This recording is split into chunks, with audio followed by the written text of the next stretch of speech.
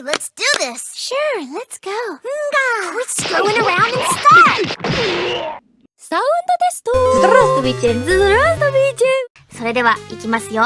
皆さん、砥石はお好きでしょうか？大好き。私は大好きで、フィギュア、フォークやネットショップを徘徊しています。このように、どっぷりとハマることを。言っちゃって、可愛く。沼。沼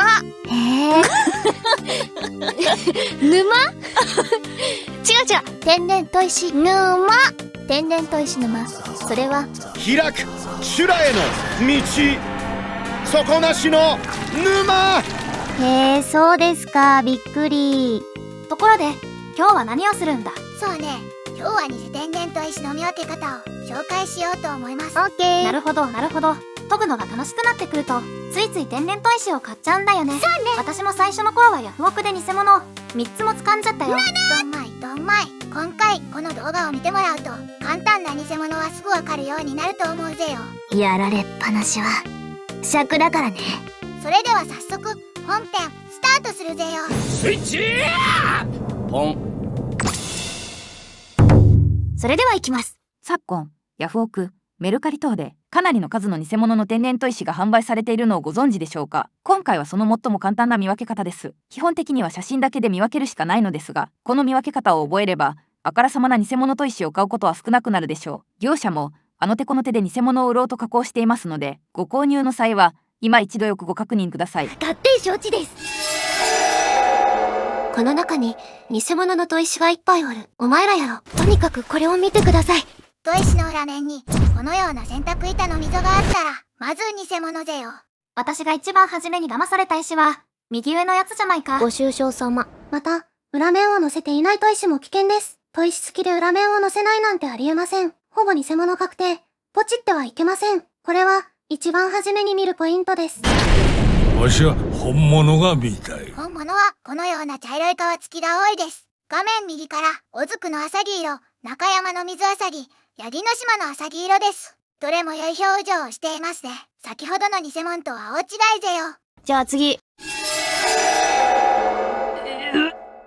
うわ、なんじゃこりゃ。砥石に変なペンキで養生されていたら、これもほぼ偽物確定。見せたくぜよ。おいおい、これも私が騙された石じゃないか。他の動画でレビューしてるので、そっちも確認してくれよな。少し解説しますと、天然砥石は堆積物が層状に重なってできています。層と層の間に水分が入ることにより、剥離を起こして割れてしまったり、ひびができてしまう原因となります。そこで、砥石の研ぎ面以外に、漆や過臭漆で防水処理をする必要があり、この防水処理を養生と言います。過臭漆の養生には時間とお金がかかりますので、偽物は安価なペンキでささっと済ませているわけです。側面もペンキで層を見えなくして、偽物と分かりにくくしています。へー、爆発してください。どっこいしょ。はい、次だ。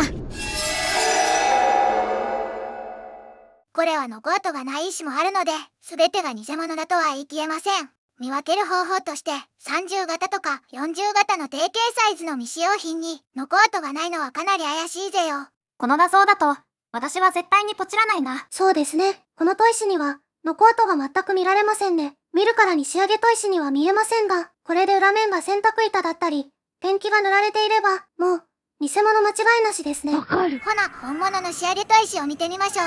こちらは30型の槍の島、アサギ色の仕上げ砥石です。このように定型サイズの本物は、残跡がついている場合が多いです。砥石の養生も、天然砥石好きな人は、普通のペンキを使ったりしません。なるほど。現在、養生によく使われている過臭漆には、豊富な色があるので、研ぎ面に似合った色で養生してあげると、かっこいいですね。今のところ、洗濯板はダメ、普通のペンキはダメ、残跡のない定型サイズは怪しいってところか。じゃあ次。いらっしゃいませ。今日は何をお探しでしょうか、お客様。でもその前に聞いていいですか？写真が不鮮明でよくわかりません。それとこの石で研いだ刃物の写真はありますか？なんだって？じゃあ、見せてくれます？だが断る。という風に、研いだ刃物の画像がない。なんだと？とか、写真が荒くてよく見えない。という商品には手を出さない方がいいぜよ。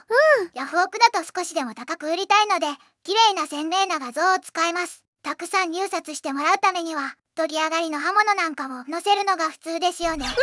メルカリでも早く売れてほしいので、興味を持ってもらえるような写真にします。それくらい当然よね。商品に自信があって高く売りたい人の写真はこんな感じです。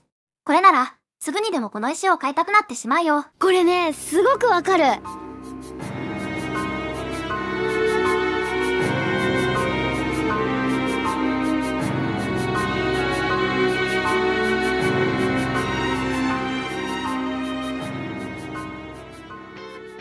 今回の動画はいかがでしたか？